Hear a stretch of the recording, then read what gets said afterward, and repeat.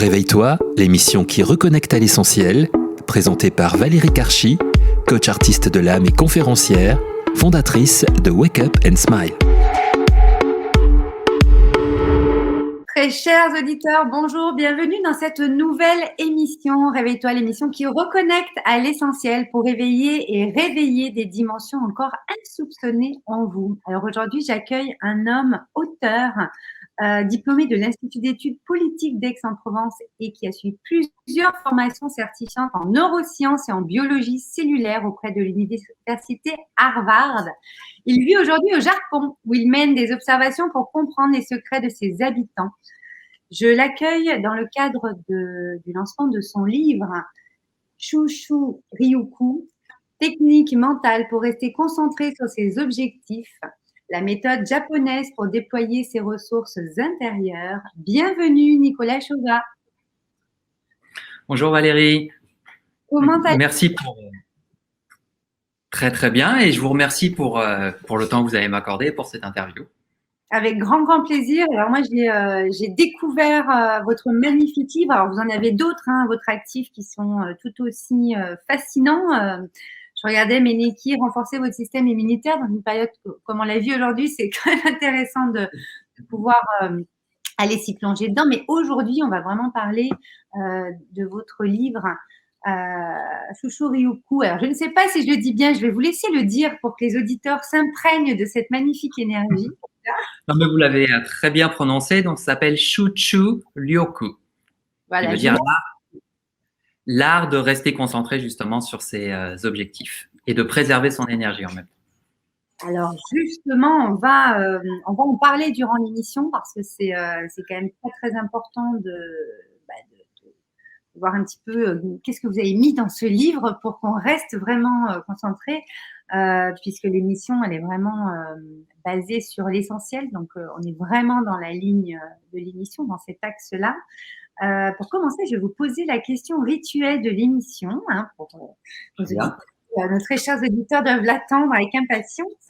Quel a été votre plus grand réveil, Nicolas ? Mon plus grand réveil. Alors, mon plus grand réveil, c'est… en fait, j'en ai eu deux, mais quand je suis allé au Japon pour la première fois, donc c'était dans le cadre d'un échange universitaire, et comme vous l'avez dit, en fait, j'étudiais à un institut d'études politiques, et je devais faire des interviews de personnes. Donc, moi, c'était en pleine période de crise économique, et je demandais aux Français et aux Japonais, d'après vous, quels sont les principaux défauts de la France pour les Français et du Japon pour les Japonais. Et voilà. Donc, en fait, quelle est la cause de la crise? Et les Français disaient toujours, c'est la faute du gouvernement, c'est la faute des banques, parfois c'est la faute d'autres pays, voilà. Et quand j'ai posé la question aux Japonais de l'université dans laquelle j'étudiais, c'était toujours de leur faute en fait. C'est parce que on n'est pas assez dans l'innovation, c'est parce que on sait pas parler assez bien anglais, c'est parce que… Mais en fait, ils cherchaient toujours la faute à l'intérieur d'eux-mêmes. Et moi, je me suis dit, j'étais un petit peu comme ça aussi dans ma vie. Il y avait des choses qui me plaisaient pas, et j'avais plein de bonnes raisons pour critiquer l'environnement qui m'entourait en fait. Oui. Et en fait, ils ont aucun d'entre eux ils ont tous eu la délicatesse de pas me critiquer, mais dans la manière dont ils se comportaient, ils me faisaient comprendre que si on veut vivre heureux, si on veut vivre ses rêves et rester concentré sur ses objectifs, il faut s'occuper de ce qu'on peut changer, c'est-à-dire nous-mêmes. Et oui. Ça, c'était moi. Wow. Donc vous, ça vous a permis d'opérer un changement en vous-même encore plus conséquent. Quel effet ça a eu sur vous justement ces interviews ? Déjà, comme c'était fait de manière japonaise, du coup, c'était pas une critique contre moi. Et donc, du coup, ça a permis pour moi d'inviter le changement sans avoir mon petit ego qui se réveille en voulant se protéger. Donc ça, déjà, c'était très bien. Et après, c'était de me dire, tu es responsable de ta vie. Arrêtons de chercher les coupables, mais cherchons qui est responsable d'améliorer les choses. Et la seule personne qui est responsable de notre vie, c'est nous-mêmes. C'est ça. Donc, du coup, voilà. Aller plus loin que sa petite fierté pour essayer de se changer soi-même. Moi, ça a été un un vrai réveil, mais qui s'est fait en douceur. C'est ça qui est intéressant. C'est pas un électrochoc, c'est un réveil en douceur.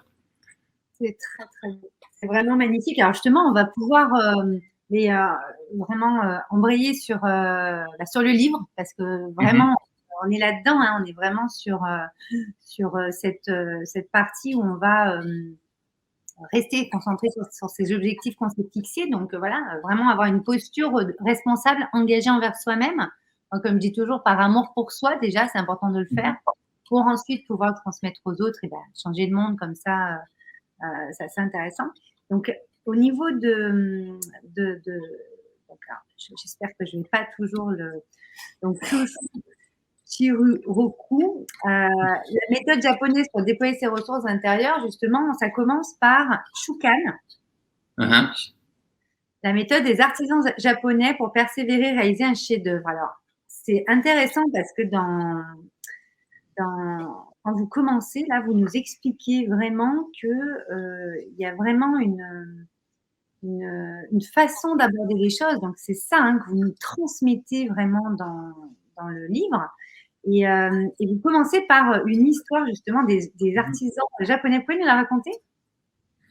Oui, alors en fait, c'est pas complètement une histoire vraie, mais c'est quand même inspiré d'artisans que j'ai moi-même rencontrés, puisque j'ai vécu 3 ans à Kyoto, où j'aidais des artisans et des moines à faire découvrir un petit peu leurs arts en fait en France.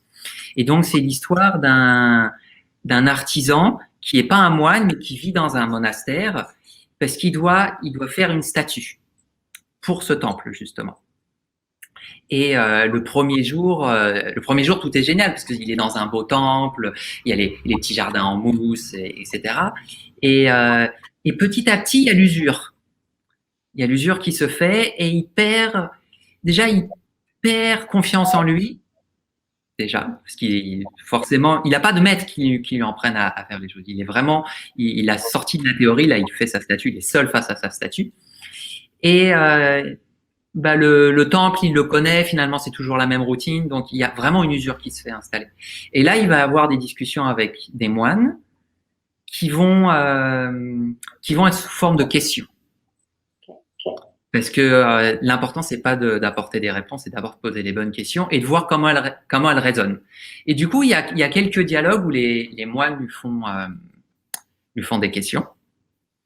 Et après, l'histoire, elle se poursuit et on est sur la prochaine génération d'artisans et de moines et il raconte comment l'artisan a finalement pu faire un chef-d'œuvre. Mais en fait, je vais pas tout dévoiler, bien sûr, mais il y a 2 chefs-d'œuvre. Le premier chef-d'œuvre, c'est l'artisan qui construit la statue. C'est l'apprenti artisan qui construit la statue. Ça, c'est un premier chef-d'œuvre, mais c'est pas le plus important. Et c'est l'artisan qui se sculpte lui-même. L'apprenti qui devient un maître et qui sculpte son quotidien, etc. Voilà. Et voilà. Et c'est ce chapitre en fait donne plusieurs conseils, notamment des techniques mentales, pour arriver à faire un objectif, parce que souvent il y a un mot qui s'appelle ikigai en japonais, qui veut dire l'énergie du moment, et on peut faire des petites réalisations sur une énergie du moment. Mais quand, là c'est le cas d'une statue qui met plusieurs mois à faire, plusieurs années, on peut pas seulement marcher avec l'ikigai, avec l'énergie du moment. On a besoin de quelque chose qui a une énergie un petit peu plus calme, mais qui part du profond de l'être. C'est vraiment profond, c'est beau justement, on sent cette poussée là qui permet de vraiment réaliser les choses. Alors, justement, c'est tout exactement, technique mentale pour faciliter l'acquisition de nouvelles compétences. En fait, ça veut dire qu'on se réinvente constamment, qu'on doit dans la façon de se sculpter nous-mêmes pour justement aller mettre en place cette œuvre, une statue ou autre chose. Parce que pour tout projet, je pense que c'est justement dans nos vies, c'est vraiment ce qu'on va aller chercher. Mais ça permet de vraiment tenir d'être plutôt persévérant, de tenir sur la longueur, parce que on parle vraiment de persévérance dans avec Shukan. C'est vraiment, il y a vraiment une confiance de l'esprit et du cœur, vous parlez, et j'aimerais qu'on en parle à notre chers auditeurs, parce que souvent, surtout peut-être en France, je ne sais pas si c'est le cas au Japon, mais on voit bien que les angles de vue ne sont pas tout à fait les mêmes. C'est pour ça que je voulais aussi vous inviter dans mon émission, parce que c'est intéressant de voir comment les autres voient les choses pour changer de perspective, ouvrir des nouvelles portes en nous, autour de nous, vraiment aller découvrir des nouvelles dimensions. Cette persévérance au niveau de la constance et de l'esprit, là, du cœur, comment on la cultive aussi? Parce que il y a toute une partie sur comment entraîner son cerveau à travailler plus en se fatiguant moins. C'est au niveau des neurosciences. Est-ce que vous pouvez donner un petit truc là-dessus? Parce que ça va intéresser tout le monde de savoir comment on peut rester dans cette constance, en fait. Parce que moi qui accompagne beaucoup les projets, beaucoup de questions aussi en coaching, en mentoring, etc., c'est intéressant de voir d'un point de vue japonais, pour le coup, par rapport à ce que vous avez pu faire comme pont avec votre vision française, parce que ça fait combien de temps que vous êtes au Japon maintenant? Ouais, ça fait un petit peu plus de 10 ans. Bon recul, hein, voilà, cette constance, comment on peut vraiment avoir cette persévérance, cette constance dans ces projets? Je pense que ça peut être une belle question. Alors, en fait, je voudrais commencer par les arts martiaux. Parce que mon intérêt pour le Japon, c'est les arts martiaux. Et les arts martiaux, c'est quelque chose de très concret. Et en Occident, dans la plupart des pratiques sportives, à l'exception de la natation, mais il y en a d'autres, bien entendu. Mais en tout cas, en arts martiaux, souvent, on insiste sur développer la puissance. Et en Asie, et notamment au Japon, c'est de dire, à partir du moment où il y a quelque chose qui est une réserve limitée, on va essayer de ne pas l'utiliser inutilement. Donc, dans les arts martiaux, les gens n'utilisent pas la puissance, ils essayent de faire des techniques qui sont efficaces, même si on n'utilise pas de force. Pourquoi? Parce que maintenant, nous, on réfléchit sur une pratique sportive qui est, il y a un ring et puis les gens, et voilà, les arts martiaux japonais, c'était utilisé par des gens pour défendre leur clan. Et quand c'était des batailles, ça pouvait durer plusieurs jours. L'objectif, c'était pas de gagner une bataille. L'objectif, c'était de rester en vie, de protéger son clan plusieurs jours par an. Donc, les gens ne pouvaient pas arriver complètement exténués dès le premier combat. Donc, les Japonais, en fait, ils cherchent pas une intensité fulgurante sur un petit moment, ils cherchent vraiment l'économie. Mais la motivation et la concentration, c'est pareil. C'est-à-dire, comment faire pour que le cerveau, il utilise le moins possible d'énergie, mais pile au bon endroit et sur une longue durée, sans se fatiguer. Et en fait, les Japonais, ils ont compris que travailler sur sa motivation, c'est quelque chose qui demande énormément d'énergie. Énormément. C'est pour ça que les gens, quand ils font de la méditation, ils restent assis, il ne faut rien. Mais si on fait ça à des personnes pendant 3 jours, il y en a qui vont se mettre à pleurer. Et les Japonais ont compris, si vous voulez vous contrôler, le mieux, c'est d'avoir des rituels. Alors ça, c'est pour les moines. La journée d'un moine est très ritualisée. Et du coup, il n'y a pas besoin de se poser de questions. On entre dans un mode, là, c'est le moment de faire la méditation. Là, c'est le moment de faire le jardin. Là, c'est le moment de faire les entraînements. Pour la concentration, c'est pareil. Si, en fait, on utilise l'environnement des habitudes, et les 3 premiers jours, il faut de la volonté, ce qu'on appelle le willpower en anglais, la volonté.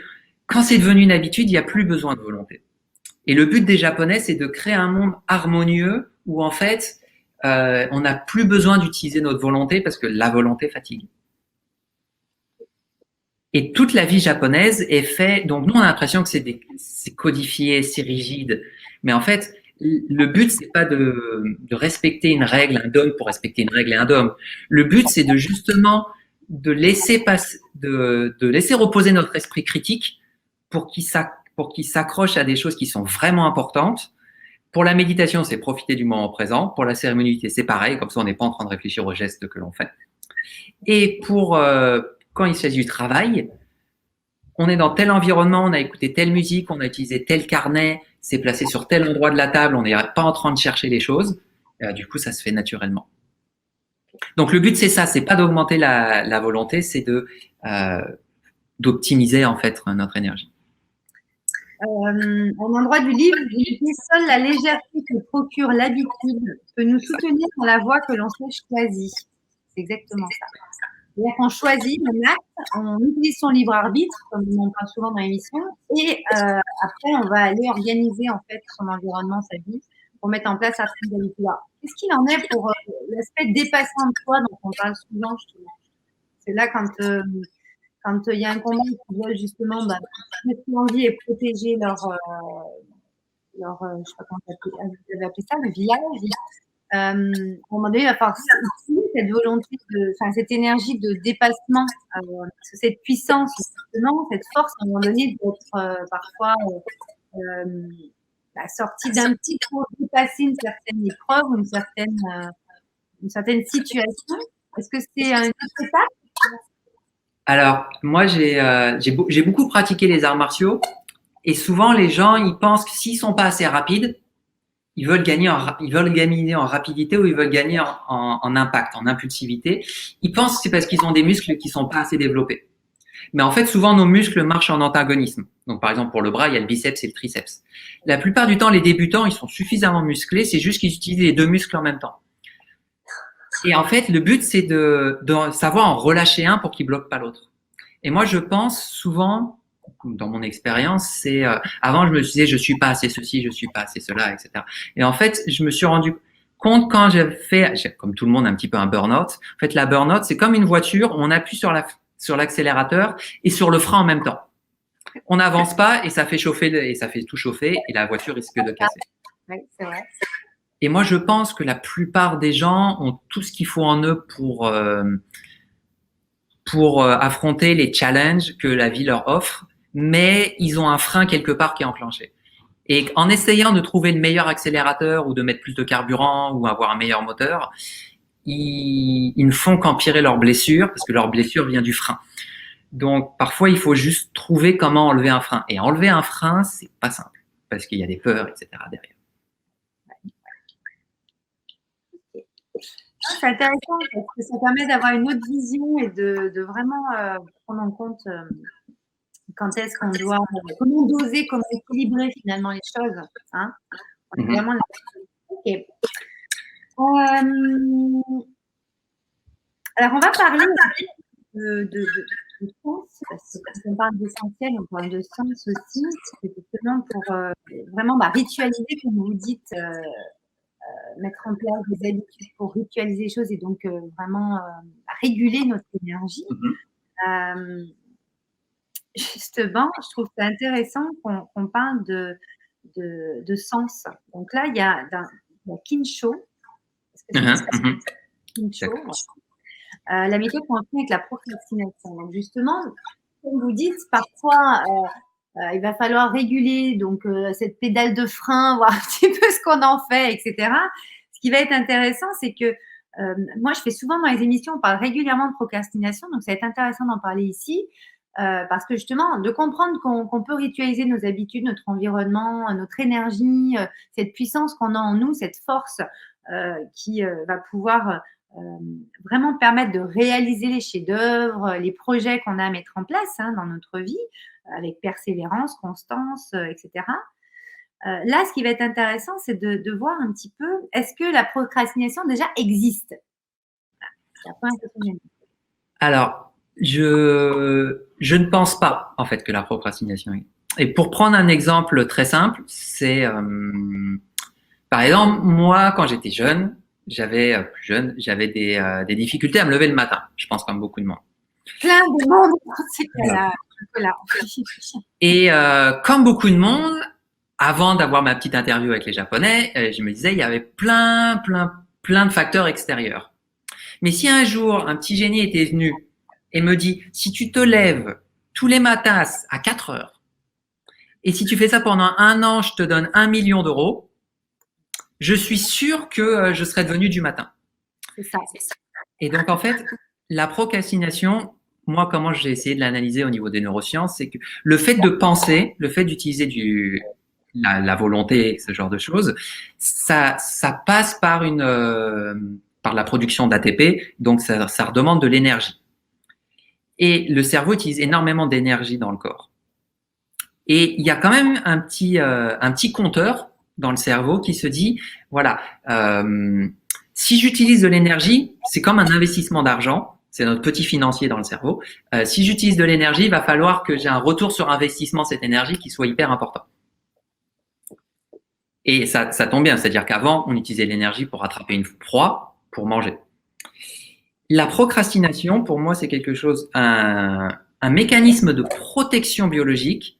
C'est si le cerveau il considère que l'investissement n'en vaut pas la peine, alors il y a le mode procrastination qui se met en place.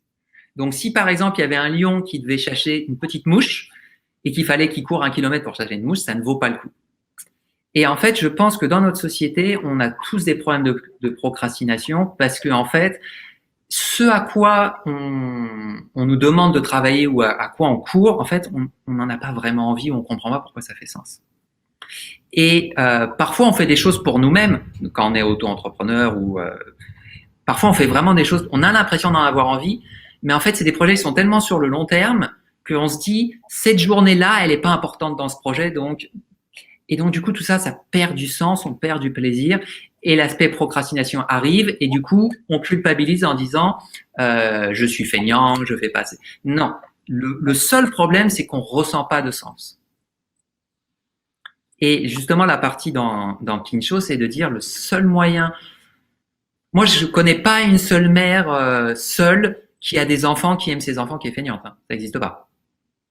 Quand on a quelqu'un qu'on aime et qu'on a envie de protéger, qui est plus important que soi, il y a personne qui est feignant.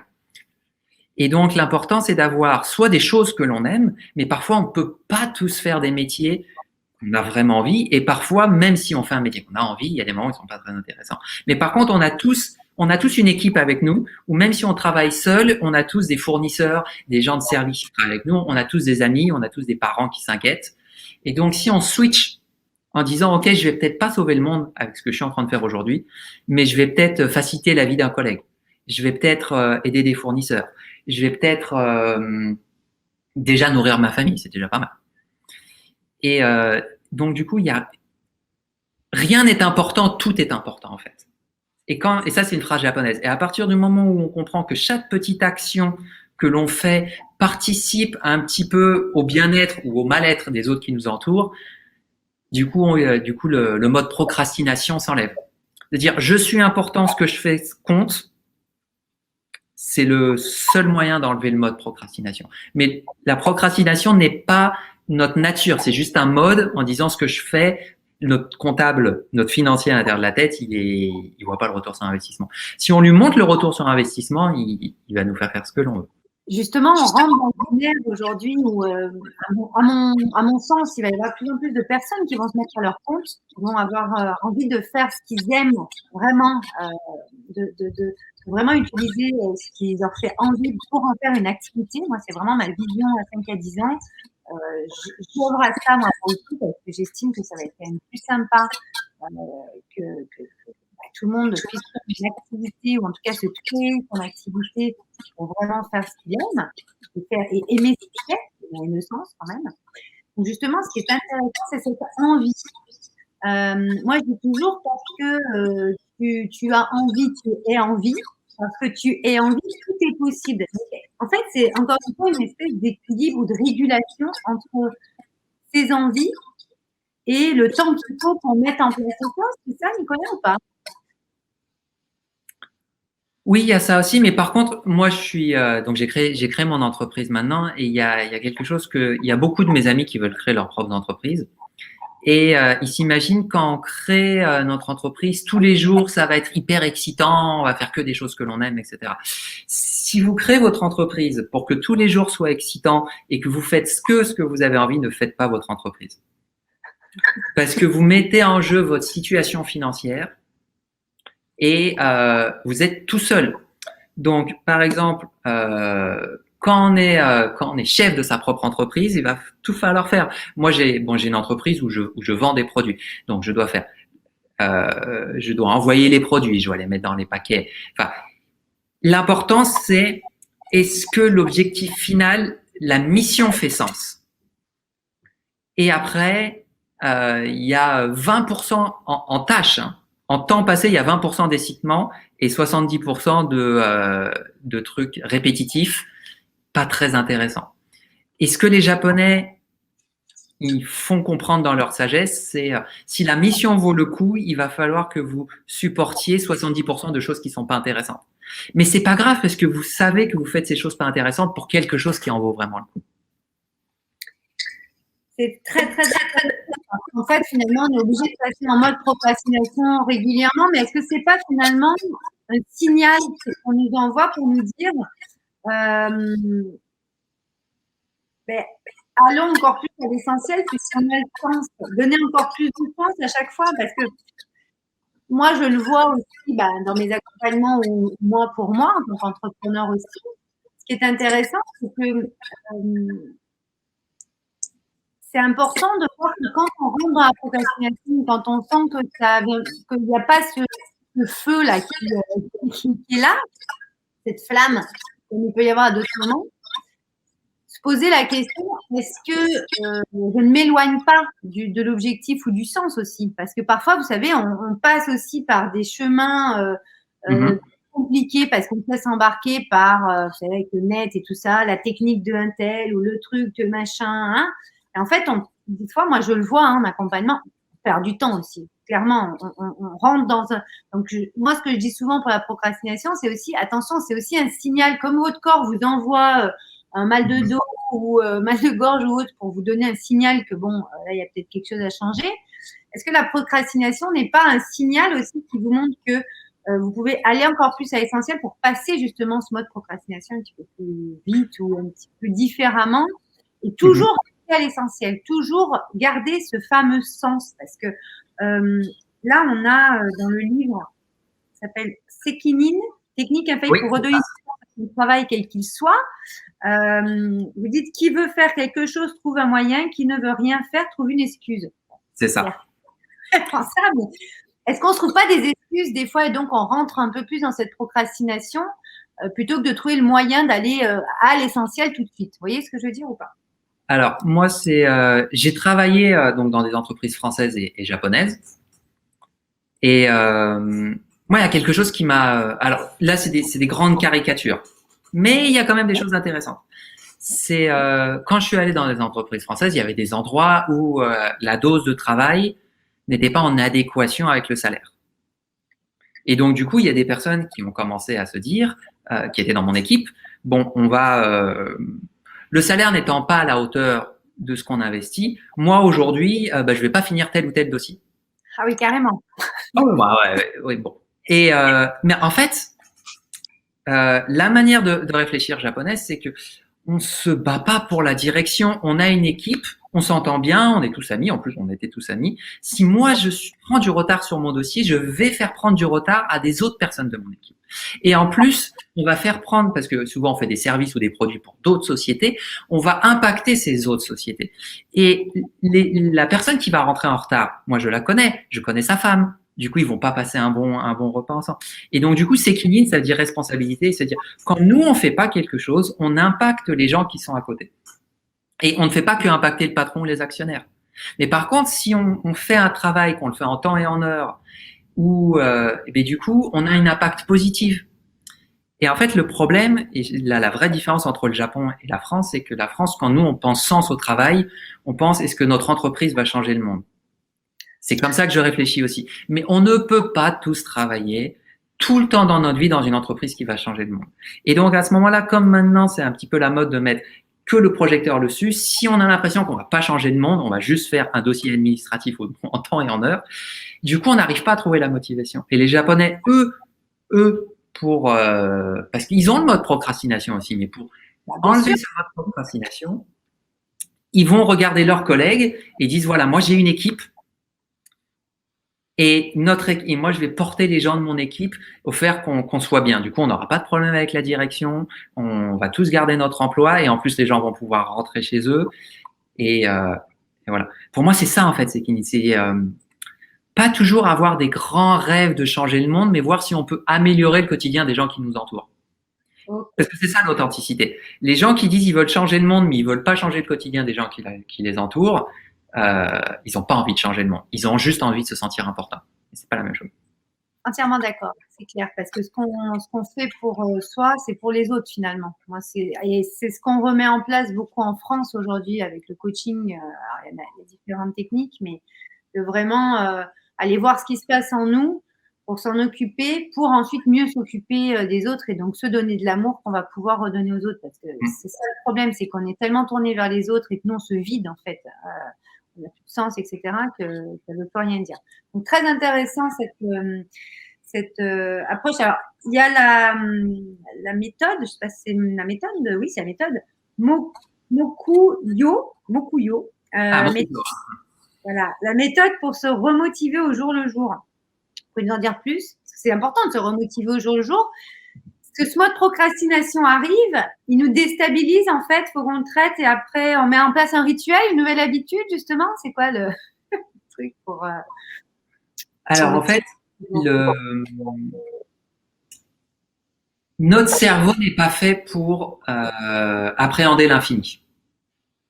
Donc si par exemple on marche dans un tunnel, le tunnel est noir et on ne voit pas le bout du tunnel, on ne peut pas marcher dans ce tunnel, on va paniquer. Maintenant, si on voit un tunnel, il est très long, on voit qu'il est long, mais on voit qu'il y a la petite lumière au bout et on voit cette petite lumière se rapprocher. Là, on pourra probablement plus avancer jusqu'au bout. La seule chose, c'est que dans la vie, généralement, on a un tunnel, on voit la lumière, elle est au bout, mais plus on n'a pas l'impression qu'en marchant, elle se rapproche. Ça, c'est typique des projets très long terme, qui en plus comportent un risque, c'est-à-dire de faire un bide. Et c'est ça, et c'est pour ça qu'on procrastine, et c'est pour ça qu'on a peur, et c'est pour ça qu'on a du mal à se remémorer le jour. Quand les gens ils font par exemple, ils veulent par exemple perdre du poids, et ils commencent par exemple à courir. Si tous les jours de leur vie ils perdaient 100 grammes, ou même ne serait-ce que 20 grammes, ils continueraient. Ouais. Mais parfois, pendant une semaine, on a fait plein de sport et on a pris du poids. Et du coup, on trouve qu'il y a une grande injustice à tout ça et on arrête. On arrête pourquoi? Parce qu'on ne voit pas ces progrès. Et donc, alors pour le sport, c'est un petit peu particulier, mais quand on a un projet qui est sur le long terme, on sait qu'il va… c'est comme une traversée du désert. On ne voit pas la fin. Donc, il faut qu'on place des repères sur notre progression pour se dire on a avancé. Et même si on n'a pas avancé aussi vite qu'on a voulu, on a avancé.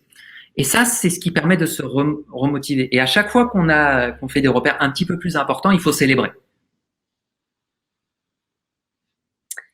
Et en gros, c'est le cœur aime bien les choses infinies, la tête, elle aime pas les choses infinies. Donc, c'est divisé en plus petites étapes. Mais ça, c'est hyper important, surtout pour la partie motivation. En tout cas, pour les livres, c'est des choses qui prennent longtemps. Moi, c'est comme ça que je fais pour tous les projets de long terme. Il faut vraiment que… voilà. Et on ne regarde pas trop loin. Quand ça ne va pas, on met un pied devant l'autre et c'est tout. Voilà. Et même si on ne sait pas où on va aller dans 2 semaines, dans 3 semaines, parce que maintenant, on a l'impression qu'il faut prévoir sa vie sur les 10 prochaines années, on sait exactement… quand c'est possible, mais dans les vrais moments où quand on est dans un désert, c'est la tempête, on ne voit rien, on voit juste ses pieds, on se dit, je mets un pied devant l'autre, je sais que j'ai avancé. Et ça, on peut voir, parce que c'est… donc, tous les jours, j'ai avancé un tout petit peu. Y a que ça. Exactement, c'est vraiment ça. C'est vraiment ça. Alors, dans la partie d'après, parce qu'on va avancer, puis après, de toute façon, vous allez découvrir ce merveilleux livre, mes très chers auditeurs, parce que franchement, c'est rempli de pépites. Ça va vous changer votre vie. J'ai adoré. Justement, dans la méthode pour rester concentré sur l'essentiel, qui est quand même, pour ici, dans notre émission, le cœur, hein, puisque le but ici, c'est vraiment de se reconnecter à son essentiel. Donc, on est vraiment là-dedans, rester concentré. Justement, sur… le Shuchu Ryuku, l'art de maîtriser les timings pour maximiser sa concentration, c'est vraiment ce qu'on est en train de dire là, c'est qu'en fait, voilà, découper, se mettre des timings, etc., faire un pas à la fois, vraiment avancer au fur et à mesure. Parfois, on avance plus vite, parfois, on avance moins vite. Il y a aussi le flow et le slow. Hein. Moi, on en parle souvent dans l'émission, cette espèce de flow où on est… plutôt sur une énergie souvent masculine où on va être en action, on va suivre le flow, etc. Mais parfois, quand on est à 150 km/h sur l'autoroute, on voit pas trop ce qui se passe, ça passe vite là, on voit pas trop ce qui se passe dans le paysage à côté. Savoir ralentir, voire s'arrêter parfois, justement quand on est dans la tempête, oui, on va voir notre pas déjà faire un petit pas, avancer tout doucement sans rien voir. Je pense que c'est important de faire confiance justement à ce qui peut se passer, à cet inconnu. On a commencé l'émission en parlant des rituels, des habitudes à mettre en place sous forme de rituels. C'est justement ça, ce timing aussi d'aller mettre en place des choses. Mais la vie est quand même remplie de surprises. Il ne faut quand même pas oublier tout ça. Donc, au niveau de cette partie-là, on va dire, qu'est-ce qu'on peut dire à nos très chers auditeurs pour vraiment maximiser, maîtriser les timings pour maximiser sa concentration? Parce que je pense que c'est une histoire de concentration, encore une fois, de focus, de rester sur ce sens profond qu'on a trouvé. Parce que je pense que c'est important de trouver ce sens profond. Aujourd'hui, c'est très à la mode, mais je pense qu'on avait oublié en route quand même que c'était important d'avoir une direction. Quand on va aller quelque part, pour voir quelle route on va prendre, il faut quand même savoir où on va en fait, c'est quand même plus sympa. Et après, voilà, on va faire des étapes pour s'y rendre. On va mettre plus ou moins longtemps, on n'est pas obligé de toujours tout prévoir. Je suis vraiment d'accord avec vous, Nicolas. Et voilà, qu'est-ce qu'on peut dire sur… est-ce qu'on peut donner un petit peu envie à nos très chers auditeurs d'aller voir un petit peu cette méthode-là de Shoshori-yoku, justement, qui est vraiment le titre de votre livre, hein. Alors en fait, souvent en Occident, quand on parle, souvent les livres parlent de science ou ils parlent de spiritualité. Et moi, donc là, c'est pas du tout le Japon. Il y a un voyage qui m'a beaucoup beaucoup fait marcher, mais qui m'a beaucoup marqué. C'est une traversée d'un désert au Maroc. Et quand vous traversez le désert, vous avez donc l'humain et il y a la monture derrière. Un chameau, un dromadaire, ça dépend les régions. Maintenant, on aime un petit peu plus les animaux qu'avant.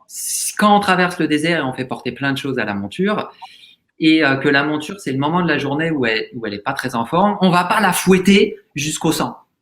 Et si quelqu'un faisait ça, on trouverait ça bizarre. Maintenant, si on prend ça comme une métaphore et que l'humain qui marche, c'est l'esprit ou c'est le cœur, et que la monture, c'est le corps, on comprend que quand le corps, c'est pas le moment, ça sert à rien de le fouetter jusqu'au sang. Et notre corps, il subit des règles qui sont pas les règles de la spiritualité, qui sont les règles de la biologie. Et la manière dont on mange, la manière dont on vit, la manière dont on fait du sport, la manière dont on dort, la manière dont on prend le soleil ou on prend pas le soleil, tout ça, ça va définir des rythmes culturels. Et donc, du coup, c'est comme je parlais de l'accélérateur et le frein à main. Si on met l'accélérateur sur le cœur et l'intellect, mais qu'on met le frein à main sur le corps par nos choix de vie, on va faire un burn-out. Et donc, pour moi, c'est vraiment ce livre, pour moi, c'est ça, sa spécificité. Mais même sans le lire, c'est écouter votre corps, regardez ses rythmes, regardez si vos choix de vie n'influencent pas ces rythmes et essayez de voir si vous pouvez pas trouver des moyens de mettre les moments d'envolée lyrique de votre cœur et le corps là où il peut vraiment agir en même temps. Parce que voilà, surtout ne fouettez pas à mort votre monture, comprenez-la. Et moi, je dis que déjà, méditez là-dessus, mes très chers auditeurs. Moi, je parle d'alignement corps-esprit. C'est très important de vraiment savoir écouter son corps pour le coup. Il nous envoie de beaux messages, de savoir comment traiter ses pensées pour mettre en place des actions plus ajustées et écouter son cœur qui sait, hein, c'est oui ou non, c'est pas, je sais pas, voilà. Il y a une petite citation à la page 53 du livre qui dit « Vous pouvez tout avoir, mais pas tout en même temps », disait Oprah Winfrey.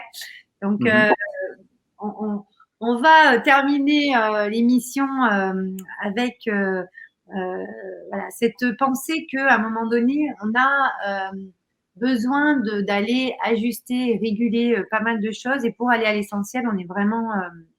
là-dessus. Alors, il y a d'autres méthodes, bien entendu, dans le livre. On ne va pas parler de toutes les méthodes. Là, vous avez parlé un petit peu d'alimentation, justement, Nicolas. Ça, c'est Eiyo. qui termine le livre avec Shane Kay aussi, comment devenir l'architecte de son propre cerveau. Il y a vraiment des pépites, mes très chers auditeurs. Je vous invite vraiment, je vous mets le lien dans le descriptif pour commander le livre qui est en plus dans un format super sympa. On peut l'emmener dans son sac très facilement. Franchement, j'adore ce livre. Donc, je vous laisse le commander tout de suite et vous imprégner de l'univers de Nicolas Chauvin, parce que franchement, vous avez fait un travail de dingue.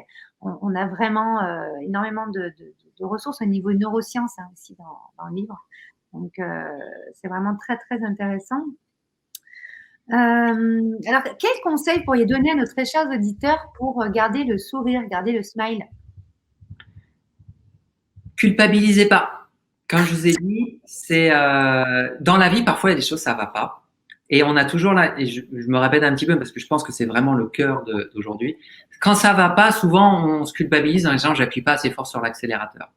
Quand ça va pas, prenez un petit peu faites une pause et ne culpabilisez pas parce que vous faites une pause et cherchez les freins. Et après, on a tous envie de faire des grandes choses dans la vie et on a l'impression que la vie n'a de prix que si on fait des grandes choses.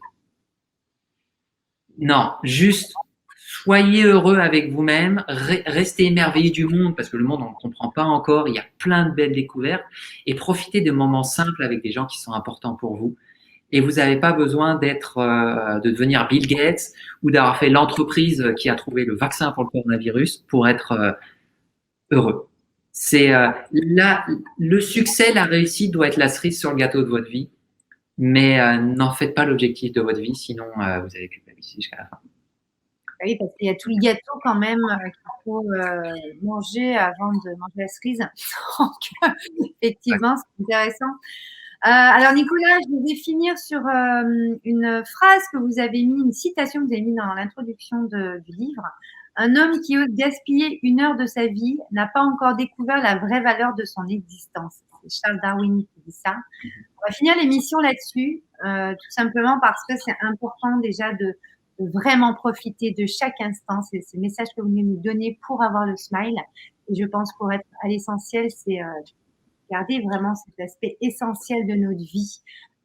Nous sommes vraiment vivants, c'est important d'en profiter et de mettre en place des objectifs au fur et à mesure pour avancer un pas à la fois. Merci beaucoup, Nicolas Chauvin.